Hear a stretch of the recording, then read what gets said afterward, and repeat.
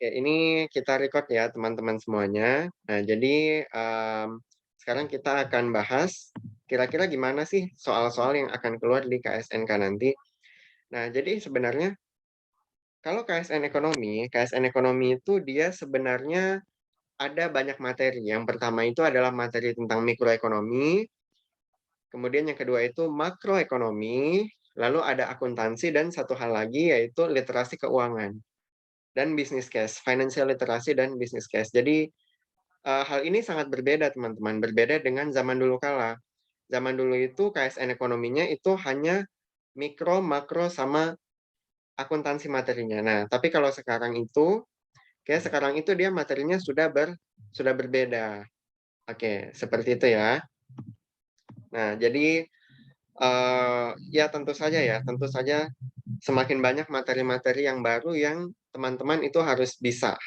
Jadi nggak kayak dulu cuma bisanya mikro makro akuntansi, sekarang pun harus bisa financial literasi dan business case juga. Oke, seperti itu ya. Nah, kemudian gimana sih, Kak? Nah, kalau nggak salah ada yang nanya di YouTube aku, gimana sih, Kak, skala kesulitan OSK ekonomi dari 1 sampai 10 itu berapa gitu. Nah, kalau menurut aku sendiri kesulitannya itu 4 sampai 5. Oke, itu ya. Jadi dia nggak terlalu susah kalau misalnya kalian itu benar-benar tahu tekniknya. Nanti akan kita sampaikan sebentar. Itu ya. Di sini kalau nggak salah ada yang subscribe YouTube-ku nih. Kalau nggak salah ya. Kayak tadi aku baru baca mau balas, oh kayaknya di IELTS juga ngasih ada sharing ya udah sekalian gitu kan. Nah, seperti itu ya. Jadi beda. Kalau kita bicara tingkat nasional itu dia sudah benar-benar teori. Kalau misalnya di tingkat provinsi dan tingkat kota itu kalian belajarnya nggak usah terlalu susah, tapi kalian itu belajarnya ke materi-materi tingkat KSK dan materi UTBK. UTBK ya SBMPTN, itu udah cukup menurutku ya. Jadi nggak usah sampai ke tingkat yang lebih tinggi banget, nggak usah. Oke, itu ya. Yang penting kalian lolos aja dulu ke KSK-nya. Nah, seperti itu ya teman-teman. Nah, sebentar ini aku izin share screen ya. Oke, ini sudah kelihatankah? Sudah belum? Sudah, Kak. Sudah, Kak. Oh, sudah ya. Oke, nah sekarang kita bahas ya. Kita bahas. Nah, di sini kurang lebih ada 5 soal nanti yang akan kita bahas untuk apa namanya? Untuk prediksi kita ya. Nah, jadi di sini ada 2 soal mudah, 2 soal sedang, sama 1 soal sulit. Nah, itu ya. Nah, nanti di sini, oke, aku tadi dapat pesan dari kakak panitia, katanya, Kak Gitrif, tolong dong pilihin satu peserta, kalau dia jawabannya benar gitu kan. Dia jawabannya benar, terus dia dapat door prize nanti. Nah, jadi 1 orang aja. Nah, nanti mungkin dari 5 soal ini, aku suruh kalian jawab ya, suruh kalian jawab, uh, suruh kalian jawab nanti di soal yang paling susah aja lah. Oke. Oke, ini sekarang. Nah, ini mungkin kalian sudah sangat familiar ya dengan soal seperti ini. Jadi ini adalah nomor 1. Suatu negara memiliki ciri-ciri sebagai berikut. 1. Pemerintah berperan dalam mengontrol sumber daya yang vital. 2. Perusahaan dan kegiatan bisnis dapat didirikan. Yang ketiga, terdapat sistem distribusi kekayaan. Dari si kaya ke si miskin. 4. Harga berperan dalam alokasi sumber daya. Nah, ini sebelum aku jawab, ini nggak dapat door prize ya. Door prize-nya nanti di pertanyaan kelima yang paling susah. Kira-kira ada yang mau jawab nggak? Ini. Oke, siapa? Siapa mungkin yang mau coba jawab? Yang E, Kak. Campuran. Yang B. Ya, Kak. betul ya. Yang campuran. Epsilon, Campuran. betul yang campuran. Ini masih gampang ya. Nah, jadi ini karakteristik ASN soal tipe kota banget kan. Jadi merecall memori. Jadi oh kalian kan udah belajar tuh materi tentang sistem ekonomi kan. Oh sistem ekonomi pasar ya kan. Lalu sistem ekonomi terpusat, sistem ekonomi syariah, Pancasila sama campuran. Masing-masing itu kan punya ciri-ciri, terus punya kelebihan kekurangan dan lain-lain. Nah, itu. Nah, ini adalah tipe-tipe soal yang gampang menurutku ya. Harapannya sih menurut kalian juga gampang. Gitu ya, karena soal ke depan itu masih banyak yang lebih susah. Oke, jadi seperti itu ya. Nah, betul sekali campuran. Ada yang bisa menjelaskan kenapa jawabannya campuran?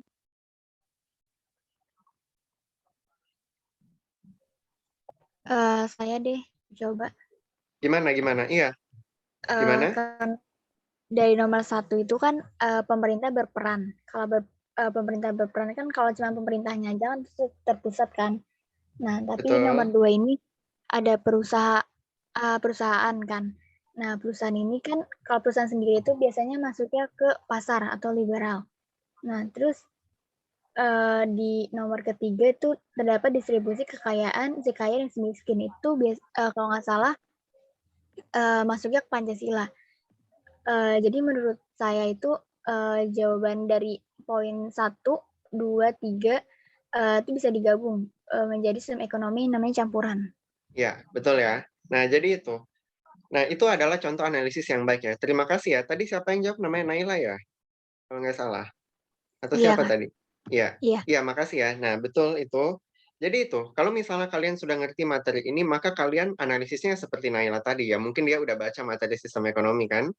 Nah, seperti itu ya. Dan ini tipe-tipe soal yang gampang. Oke, next ke soal selanjutnya. Nah, ini materi tentang pajak. Kayak perpajakan. Mungkin banyak dari kalian yang mengira bahwa materi pajak itu semuanya hitung-hitungan, ya kan? Suruh ngitung PTKP, penghasilan kena pajak, kemudian kita kali sama tarifnya, tapi enggak juga loh, ya kan? Nah, karena bisa aja soal pajak itu dia dibuat menjadi lebih gampang, lebih easy, oke? Ya, dengan soal teori seperti ini. Oke, manakah pernyataan yang keliru mengenai pajak penghasilan? Yang A coba. Kira-kira benar atau salah? Pajak penghasilan itu sumber penerimaan pemerintah pusat. Benar. Benar ya. Oke, penerimaan terbesar kan? Terbesar ya. Iya. Oke, bukan terkecil, hati-hati. Lalu yang B, dikenakan kepada wajib pajak pribadi, personal, sama badan. Ini betul juga ya? Iya. Betul. Ya, terus orang yang tidak punya NPWP, ada yang tahu nggak kepanjangan NPWP itu apa? Nomor pokok wajib Nilai pajak. pokok wajib Ya, pajak. betul ya, nomor pokok wajib pajak. Akan membayar pajak penghasilan lebih rendah. Benar atau salah? Benar. Salah kak. Salah, Ya salah kan? kak. Salah kak. Oke, karena kalau dia punya NPWP, ya dia bayarnya lebih rendah harusnya, gitu ya. Kalau dia tidak punya NPWP, berarti Oh, dia iya, iya. nakal, ya kan? Nah, karena dia nakal, berarti kalau ketahuan pajaknya lebih Tinggi. Tinggi. tinggi. Lebih tinggi berapa persen? Ada yang tahu nggak? 20%. 20%, betul ya? Oke. Nah, seperti itu. Nah, sehingga ini jawabannya yang mana? Yang keliru kan yang dia tanya, jawabannya yang C. Delta. C. ya. Yang apa? Tadi masih belum satu suara nih. Oke, jawabannya apa? C, ya kan? Nah, harusnya lebih tinggi, ya kan? Oke. Itu ya, ini masih gampang ya. Nah, ini juga. Jadi kalau di materi di KSK, itu dia masih sering keluar, guys, tentang materi koperasi, materi otoritas jasa keuangan, ya kan? Materi badan usaha, materi perpajakan, lalu materi apa kerjasama internasional, materi manajemen dan lain-lain. Itu masih keluar, itu ya. Dan itu tantangannya terbesar di situ menurut aku karena tidak semua anak itu mereka suka menghafal, termasuk aku. Gitu ya.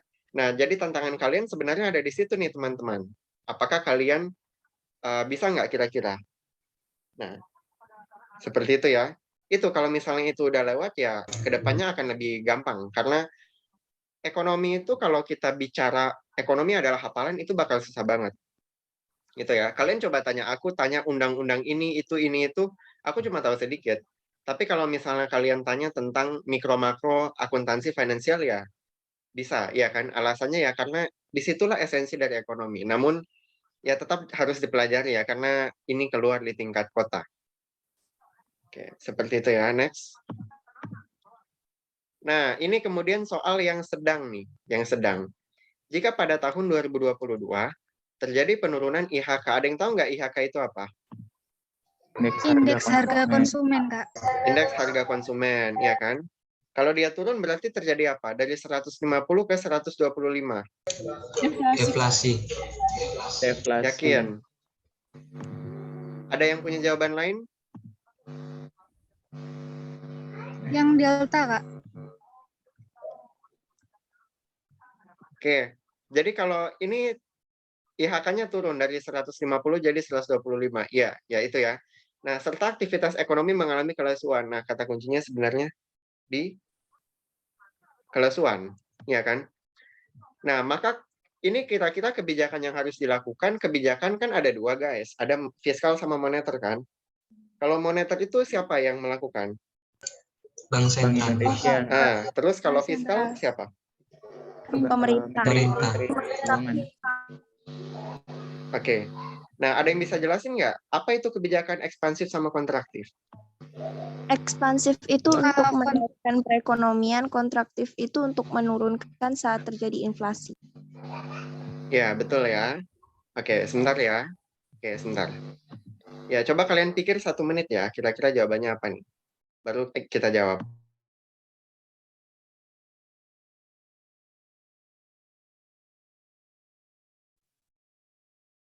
Iya, Kak. C ya, Kak. Yang delta, Kak. D.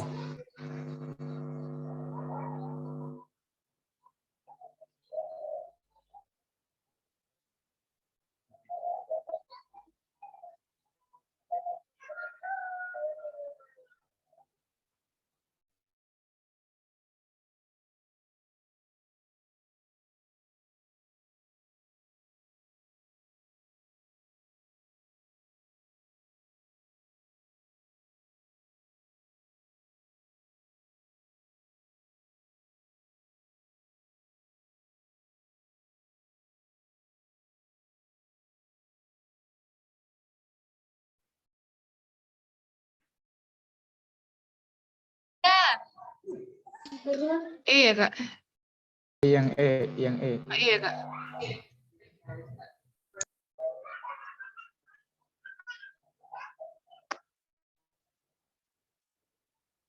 Oke, kita bahas ya. Nah, ini jawabannya beda-beda nih. Ya, wajar sih ini soal itu ya. Jawabannya E, Kak. Oke. Nah, ini berarti kebijakan apa? Fiskal, kan dia menanyakan kebijakan fiskal, ya kan? Ini berarti harus yang ekspansif atau yang kontraktif? Ekspansif, Kak. Ekspansif. Ya, fiskal yang ekspansif, ya kan? Nah, Ya. berarti harus apa nih kalau fiskal ekspansif? Harus menurunkan pajak, ya kan? Ya. Lalu pengeluaran pemerintah dinaikin, Pengeluaran pemerintah. Ya. transfernya dinaikin. Jadi jawabannya Tambah. yang epsilon. Nah, coba ini ya. Ini mulai susah nih. Pikir ya. 1 menit ya.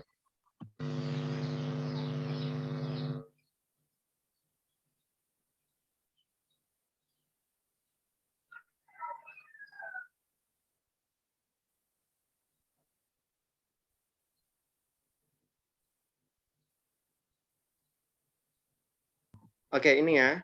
Seorang nasabah koperasi mengajukan komplain kepada koperasi simpan pinjam, KSP Hidupku Berkah, karena ia menerima SHU yang menurutnya terlalu kecil.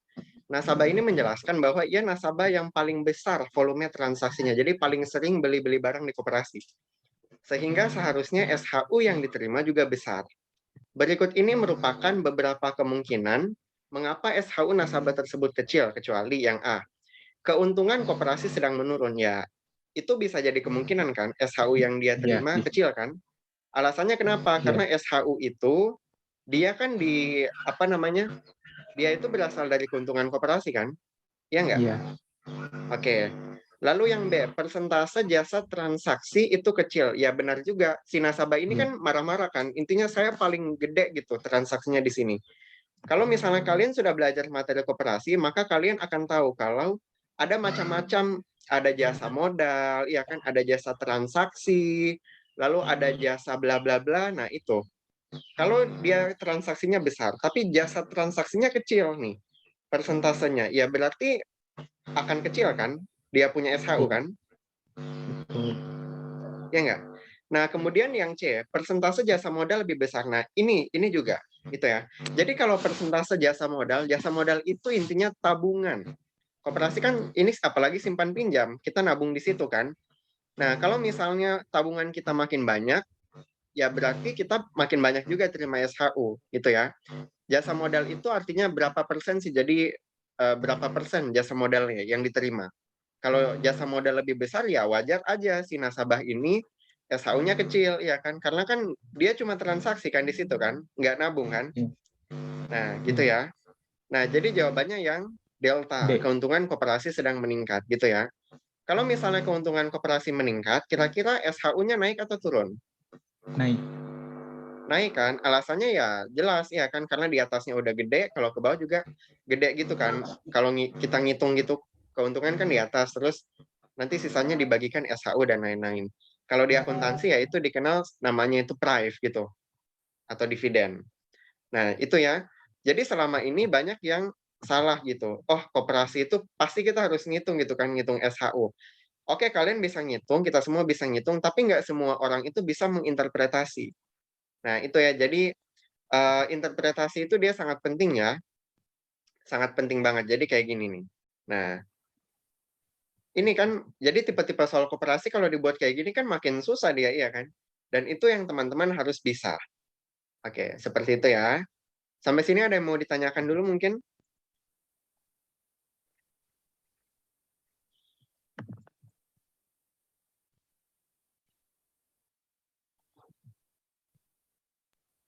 Oke, masih cukup jelas ya.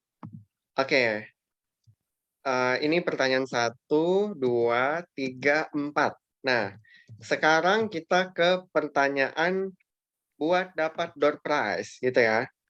Oke. Nah, itu tuh. Kayak udah ada kakak panitianya, ada Kak Ari di sini kan.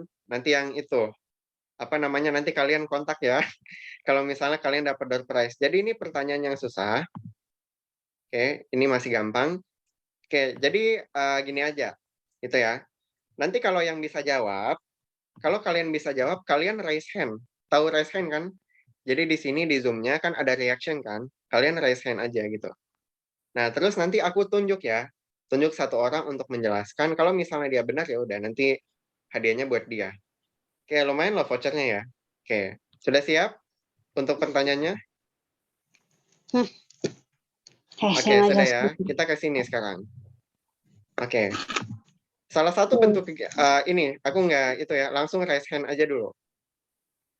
Salah satu bentuk kegiatan ekonomi yang dilakukan perusahaan adalah produksi barang dan jasa. Oke, siapa yang mau raise hand, yang mau coba jawab mungkin? Oke, aku lihat ya. Siapa nih? Oke, Dila, silakan. Gimana nih jawabannya? Oke, nggak apa-apa, kalau salah nggak apa-apa ya. Dila, tadi yang duluan Dila. Yang lain turun ya, turun. Raise hand, turun semua. Oke, Dila silakan. Jika diasumsikan perusahaan pada fase persaingan monopolistik berada dalam keseimbangan jangka panjang, maka mereka akan bentar Kak. Oke, yang lain mikir juga ya. Belum tentu jawabannya Dila benar ya. Jadi kalian bisa langsung itu.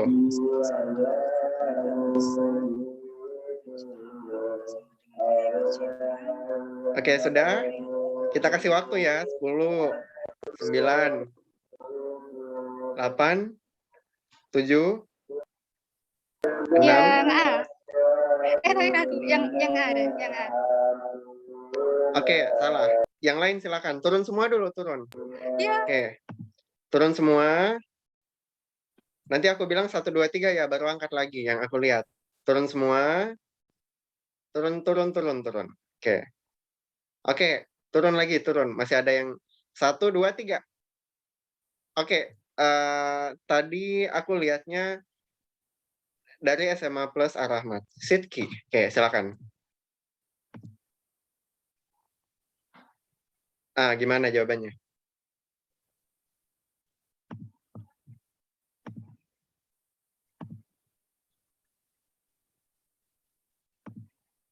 Oke, sudah dapat jawabannya? Iya, yang mana? Suaranya nggak kedengaran. Kayaknya gara-gara pakai headset ya. Oke, di kolom chat aja. Kolom komentarnya bisa Sudah kedengaran. Oke, gimana?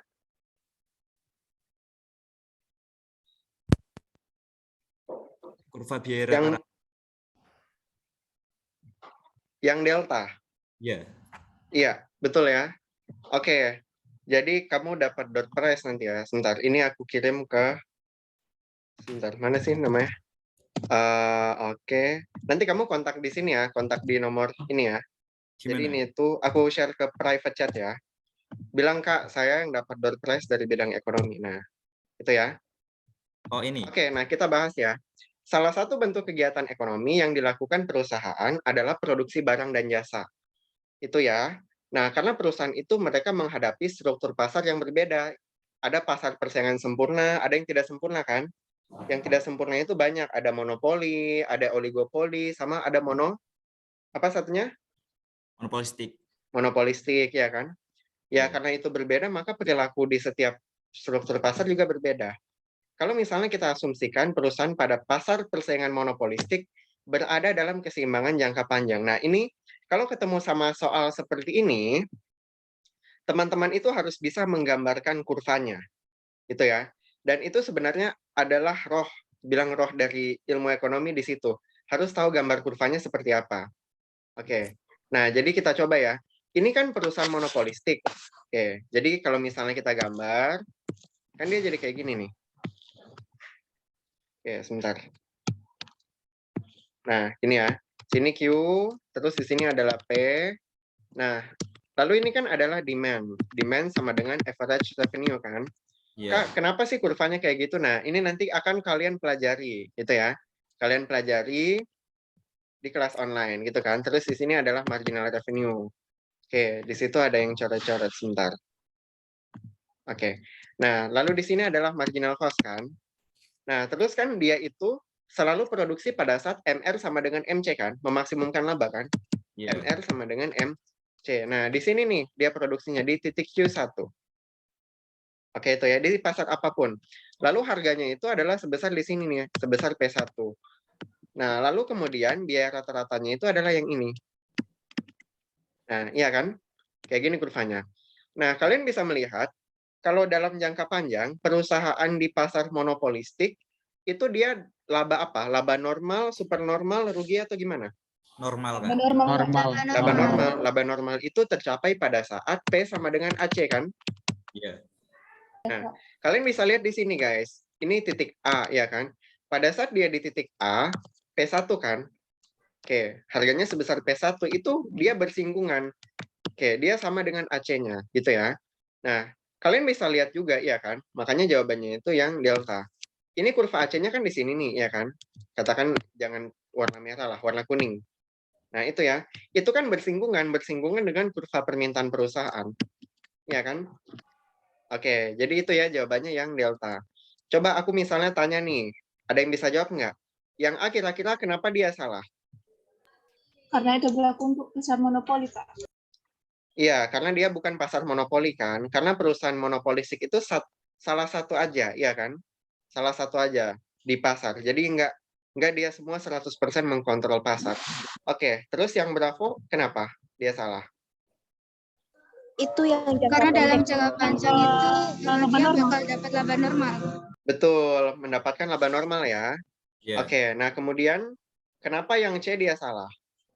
Karena itu untuk berlaku pasar persaingan sempurna, Kak. Iya, untuk pasar persaingan sempurna. Atau dengan kata lain, kalau misalnya kita tidak tahu nih, kamu menjelaskan ke orang yang lain gitu kan, yang nggak tahu apa itu PPS, persaingan sempurna. Kamu bilang aja, kan lihat aja di titik A, harganya kan P1, tapi MC-nya kan di sini nih. Iya nggak? Iya. Iya kan, nah itu, jadi itu ya. Terus kalau yang E coba, laba akuntansi dalam jangka panjang akan bernilai 0. Kira-kira benar atau salah? Salah, Kak. Aturan Alasannya? dalam jangka panjang, Pak. Alasannya? Perusahaan itu memperhitungkan biaya eksplisit dan implisit, Kak. Bukan Ya, hanya harusnya yang 0 itu apa? Laba apa? ekonomi, Kak. Ya, betul ya. Jadi bukan laba akuntansi itu ya. Oke, hati-hati. Kalau laba ekonominya sama dengan 0, berarti laba akuntansinya apa? Positif, negatif, 0, atau gimana? Positif, Kak. Positif, ya kan? Positif. Alasannya Positif. karena kalau laba akuntansi kan dia tidak memperhitungkan implicit cost, ya kan? Nah, itu ya. Nah, ini kan susah nih. Ini ya aku sih berharapnya kalian bilang ini soalnya gampang juga ya. Oke, ya tapi ini kalau di antara soal-soal yang tadi itu termasuk soal yang susah. Oke, jadi seperti itu ya. Jadi ini adalah ciri-ciri soal yang menurutku ya dia susah gitu. Oke, dan biasanya dia akan keluar di tingkat provinsi, tapi tidak menutup kemungkinan dia itu akan keluar juga di tingkat kota. Oke, seperti itu ya. Nah, sampai sini dulu ada yang mau ditanyakan?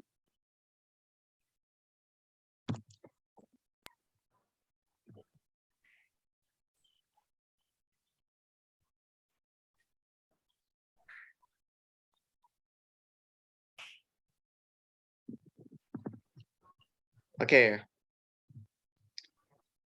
Nah, nggak ada ya. Oke, kita lanjut. Nah, itu ya, makanya kalian kalau misalnya mau belajar ya silakan bisa apa namanya kan bulan Mei kan ALC kan buka kelas online. Nah, kalian ikut aja tuh, ya kan?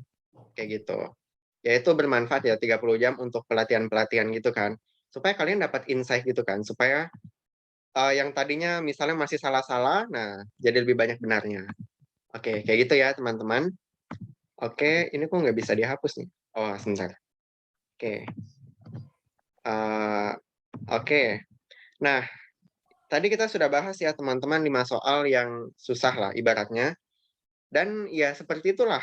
Jadi itu yang akan kalian makan kalau misalnya kalian itu ikut lomba ekonomi. Oke. Terus gimana sih Kak cara kita buat bisa sukses di KSN ekonomi? Ini berdasarkan pengalaman pribadi. Jadi ini.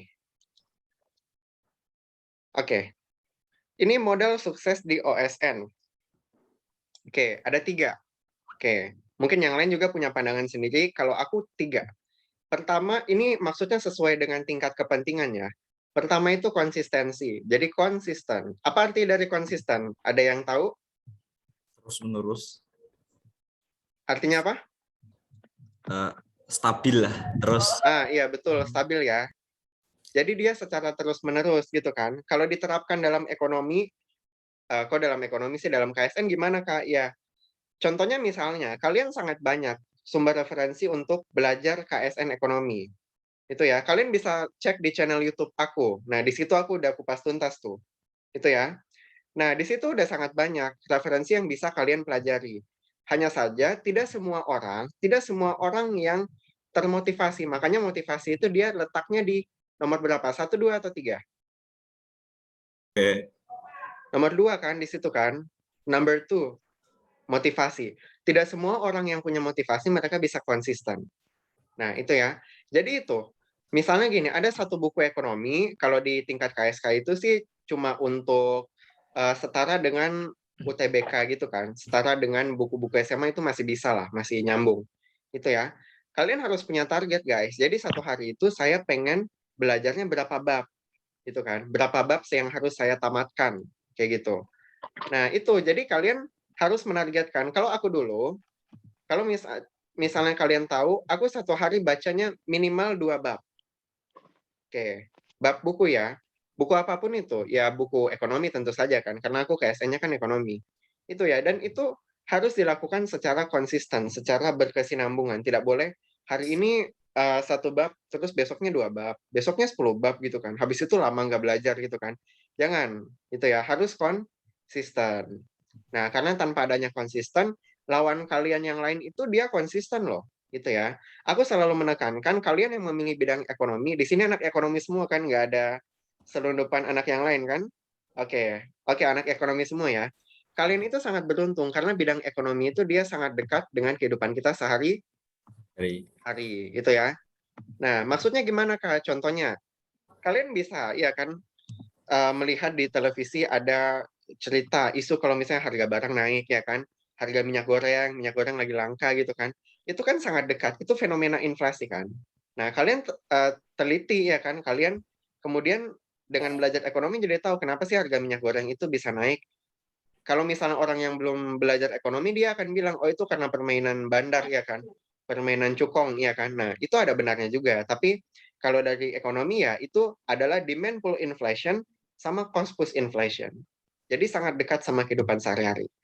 Oke, itu ya. Ini tanpa mendiskreditkan bidang lain yang lebih kompleks dari kita.